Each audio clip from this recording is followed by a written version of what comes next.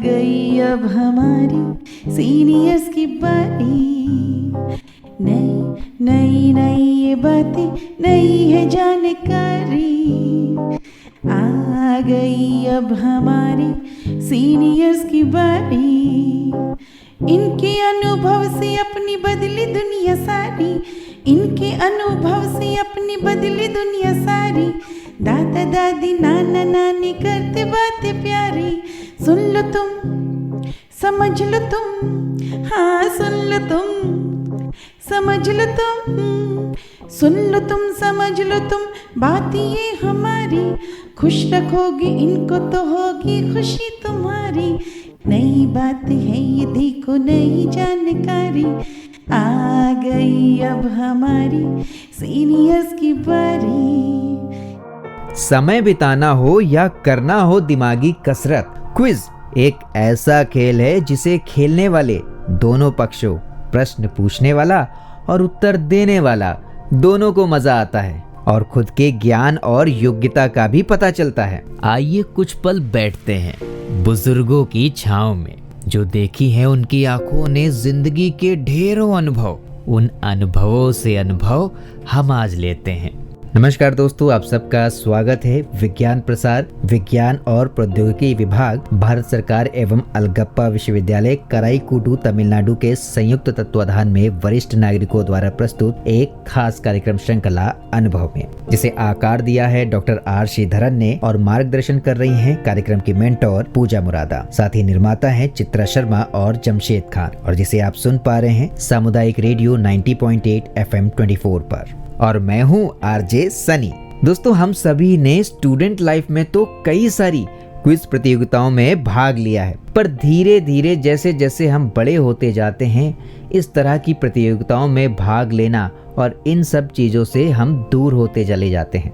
But I am sure आज आपको बहुत मजा आने वाला है, क्योंकि आज एक ऐसी ही क्विज होने वाली है हमारे आज के अनुभव कार्यक्रम की इस कड़ी में, जिसे लेकर के आ रही हैं हमारी सीनियर सिटीजन, हमारी होस्ट सुषमा चक्रवर्ती। और इस क्विज में सहभागिता निभा रही हैं हमारी सीनियर सिटीजन मिसेस वासंती राव। तो चलिए लेते हैं आज की इस क्विज का आनंद। आप भी ट्राई कीजिएगा, हो सकता है एक दो सवालों के उत्तर आप भी दे दें। पहला नशा, पहला खुमार। हर पहली बात का मजा कुछ और होता है, चाहे वो पहला प्यार हो या पहली तनख्वाह, अपना खुद का पहला मकान या पहली गाड़ी। लेकिन सबसे बड़ा मजा आता है जब दुनिया में कोई बात सबसे पहले होती है, किसी नई चीज की खोज या किसी नए टेक्नोलॉजी का आविष्कार। तो चलो आज एक क्विज खेलते हैं। विषय है देखा है पहली बार। नमस्कार, आप सभी का आज के अनुभव में स्वागत। अनुभव जिसे पेश कर रहे हैं भारत के सीनियर सिटीजन्स। मैं हूँ सुषमा चक्रवर्ती और मैं आशियाना उत्सव जयपुर से FM 24 भिवाड़ी के माध्यम से आप लोगों से बात कर रही हूँ। आज मेरे साथ है मिसेस वासंती राव। बहुत स्वागत आपका वासंती। सभी श्रोताओं को मेरा नमस्कार। वासंती जी एक इंग्लिश टीचर रह चुकी है। वासंती, आप अपने प्रोफेशन के बारे में क्या बोलना चाहती हैं? मुझे सिर्फ इतना कहना है कि एज ए टीचर मैंने बच्चों से बहुत कुछ सीखा, और कई बार ऐसा लगता है कि मैंने उन्हें जितना चीज़ सिखाने की कोशिश की उसके कंपैरिजन में तो मैंने उनसे बहुत ज़्यादा सीख लिया। कितनी अच्छी बात बोली आपने। तो चलो वासंती, एक सवाल मैं करूं, एक सवाल तुम करो। तो मैं करूं पहला सवाल? Of course. इंसान को हमेशा एक्सप्लोरेशन की, अन्वेषण की चाह रही है। मुझे आप ये बोलिए कि दुनिया में सबसे पहले माउंट एवरेस्ट पर किसने कदम रखा? वाह, अरे वाह, कितना आसान सवाल आपने पूछा। The answer is sir Edmund Hillary और शेरपा तेंजिंग। 29 मई 1953 में पहली बार किसी इंसान का पांव एवरेस्ट पर पड़ा, जो कि विश्व की सबसे ऊंची चोटी है। ऑक्सीजन के सिलेंडर्स, उस वक्त के हाईटेक उपकरण, इन्हीं की वजह से ये संभव हो सका। अच्छा, हिमालय मतलब बड़ी ऊंचाई है ना, लेकिन आप मुझे ये बताएंगे कि आकाश में सबसे पहले उड़ान किसने भरी थी? जी, इसका उत्तर है राइट ब्रदर्स। ऑरविल और विल्बर राइट, दो अमेरिकन भाइयों ने दुनिया का सबसे पहला हवाई जहाज बनाया और 17 दिसंबर 1903 को वो इसे आकाश में उड़ाने में कामयाब हो गए। ये साइंस के क्षेत्र में एक बहुत बड़ा कदम था। तो अब मेरी बारी। हाँ वासंती, ओके, हमें बताए भारत के सबसे पहले पायलट कौन थे? ये भी बहुत ही आसान क्वेश्चन है। My answer is JRD Tata. Tata group के उस समय के चेयरमैन, जिन्होंने बाद में भारत की सबसे पहली एयरलाइंस भी चालू की थी, एयर इंडिया। आज हम भारतीय इतनी आसानी से हवाई जहाज का सफर कर सकते हैं, तो उसका सबसे बड़ा श्रेय तो JRD टाटा को ही जाता है। आकाश में आकाश से हम ना अंतरिक्ष जाते हैं। हाँ जी। अब मानव ने साइंस में इतनी प्रगति की है कि हम स्पेस शटल्स भी बनाने लगे हैं। तो आप हमें उस इंसान का नाम बताएं जो सबसे पहले जिसने अंतरिक्ष में जो गया। ओके, उस इंसान का नाम है यूरी गागारिन और वो एक रशियन थे। 12 अप्रैल 1961 में उन्होंने अंतरिक्ष से पूरी पृथ्वी की प्रदक्षिणा की। लेकिन आप मुझे अब ये बताइए कि अंतरिक्ष में जाने वाले सबसे पहले भारतीय कौन थे? मेरा आंसर है स्क्वाड्रन लीडर राकेश शर्मा। यह अंतरिक्ष में जाने वाले पहले भारतीय व्यक्ति रहे। जब उस वक्त के प्रधानमंत्री इंदिरा गांधी जी ने उन्हें पूछा कि भारत अंतरिक्ष से कैसा लगता है देखने में, तो उन्होंने जवाब दिया, सारे जहां से अच्छा हिंदुस्तान हमारा। क्या जवाब था वाह। हिंदुस्तान से याद आया, पहली हिंदुस्तानी महिला जो अंतरिक्ष में गई थी कौन थी बताओ? वही कल्पना चावला, ये तो सभी जानते हैं। वैसे वो थी तो अमेरिकन सिटीजन, पर भारतीय मूल की थी। वो तो अपने हरियाणा की थी, हमारा पड़ोसी राज्य है। अब साइंस में इतनी प्रगति हो गई है कि आज दुनिया में 11 मुल्कों ने अपने अपने सैटेलाइट्स अंतरिक्ष में लॉन्च कर दिए हैं। अच्छा, तो सुषमा, भारत के सबसे पहले सैटेलाइट का नाम बताइए आप। भारत के सबसे पहले सैटेलाइट का नाम है आर्यभट्ट, जो कि भारत के सबसे पहले खगोल विशारद माने जाते हैं। ये पूर्णतः भारत में बनाया गया था और इसे रूस से हम लोगों ने लॉन्च किया था 19 अप्रैल 1975 में। आज भारत के कुल 120 सैटेलाइट्स पृथ्वी की प्रदक्षिणा कर रहे हैं। आज सैटेलाइट की मदद से हम सारी दुनिया से एक दूसरे के संपर्क में रह सकते हैं। देश विदेशों की खबरें तुरंत हमें मिल जाती है। इंटरनेट आज हमारे जीवन का अविभाज्य अंग हो गया है। और पता है, इस सैटेलाइट की मदद से वेदर का भी अंदाज लगा सकते हैं और आने वाले तूफान, सुनामी वगैरह के बारे हमें पहले से ही खबर मिल जाती है। तो इससे क्या होता है कि प्रॉपर्टी और जीवों की हानि, इन सबको हम टाल सकते हैं। सचमुच साइंस ने हमारे जीवन को कितना बदल दिया है, कितना आसान कर दिया है। सचमुच। सुषमा, हम भारतीयों का क्रिकेट प्रेम तो सभी को पता है। तो आप हमें ये बताएंगे कि भारतीय क्रिकेट टीम के सबसे पहले कप्तान कौन थे? जी, वो थे कर्नल CK नायडू और ये पहली बार हमारी टीम इंग्लैंड के लॉर्ड्स मैदान पर क्रिकेट खेली थी।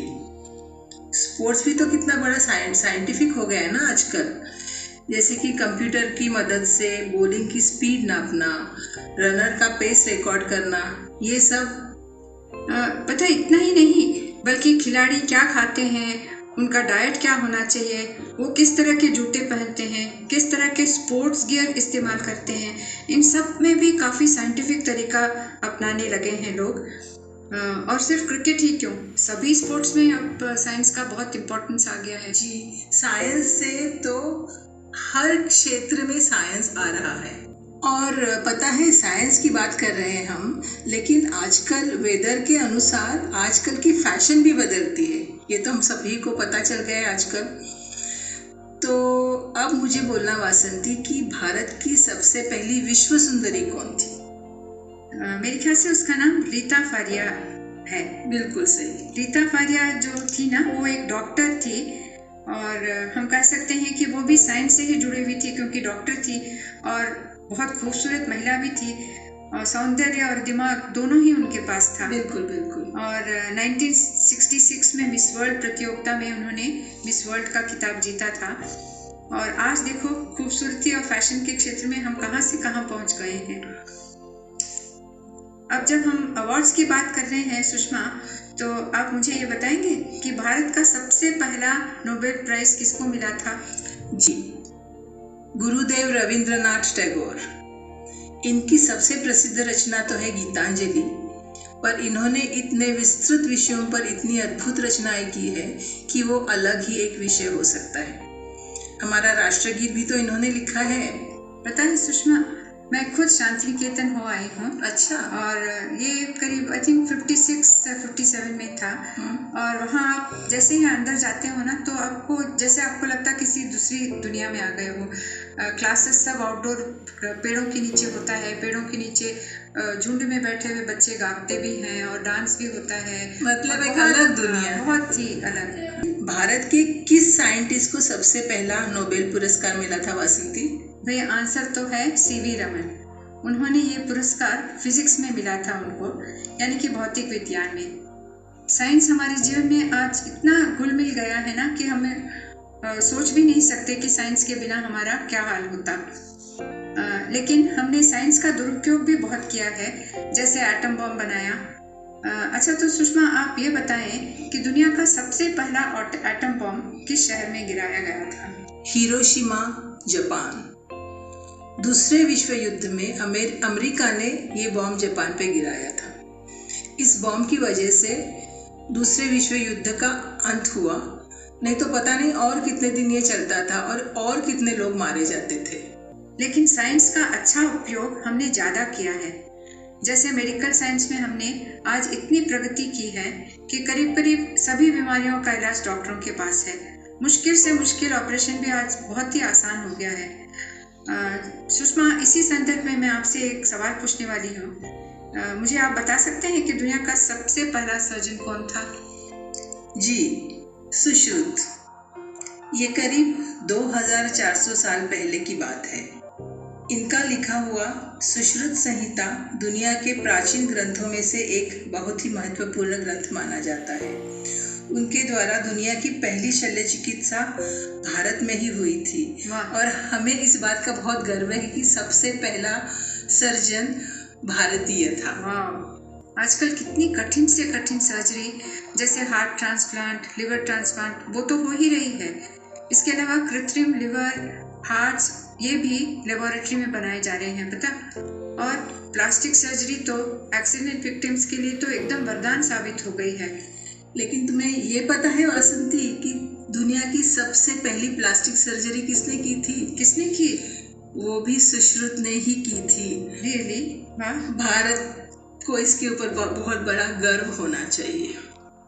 पता है, मुझे ये क्विज गेम बहुत ही अच्छा लगता है, क्योंकि इससे हमें अलग अलग विषयों के बारे में जानकारी तो मिलती ही है, और चाहे वो खोज हो या आविष्कार हो, साथ में काफ़ी मज़ा भी आता है। सचमुच मज़ा आता है, और मज़ा आया। वासंती, हमारे साथ ये क्विज खेलने के लिए बहुत बहुत धन्यवाद। आज के इस एपिसोड में हमने देखा कि दुनिया की हर खोज और हर आविष्कार ने अपने जीवन में कितने बदलाव लाए हैं, कितना हमारा जीवन आसान कर दिया है। साइंस हमारी ज़िंदगी के हर पहलू से जुड़ा हुआ है, और कुछ बहुत ही खास लोगों ने, उनकी बुद्धि ने आज हमारी ज़िंदगी कितनी आसान कर दी है। तो चलो, इसी विचार के साथ आज का ये एपिसोड ख़त्म करते हैं। पर आप सुनते रहिए FM 24 भिवाड़ी, आपका रेडियो, आपकी धड़कन। मज़ा आया ना दोस्तों? आज के हमारे अनुभव कार्यक्रम की इस कड़ी में क्विज ने तो हमारे दिमाग के घोड़ों को कुछ यूं दौड़ाया कि कई सालों के बाद दिमाग के सारे ज्ञान चक्षु खुल गए। वैसे ये तो आप सभी जानते ही होंगे कि क्विज से फायदे भी बहुत सारे होते हैं। दिमागी कसरत हो जाती है, और साथ ही एक अच्छे टाइम पास के साथ में सामने वाले और खुद की नॉलेज में कंपैरिजन भी हो जाती है। हालांकि किसी से अपनी कंपैरिजन करना सही नहीं है, बट कई बार जब ये पता चलता है कि दूसरों से हम कितने विद्वान हैं, तो बड़ा मजा आता है, अच्छा लगता है, गर्व होता है खुद पर। चलिए दोस्तों, फिलहाल अभी तो वक्त हो चला है आप सभी से विदा लेने का, और आपको ये प्रोग्राम कैसा लगा आप हमें जरूर बताइएगा fmbhiwadi@gmail.com पर। और चलते चलते हमारे इस क्विज का हिस्सा बने हमारे सीनियर सिटीजन, हमारी मेहमान सुषमा चक्रवर्ती और मिसेस वासंती राव जी का दिल से बहुत बहुत धन्यवाद। मैं हूँ आरजे सनी और आप सुन रहे थे सामुदायिक रेडियो 90.8 FM 24 पर अनुभव कार्यक्रम की ये खास कड़ी। आप सुन रहे हैं 90.8 FM 24, आपका रेडियो, आपकी धड़कन।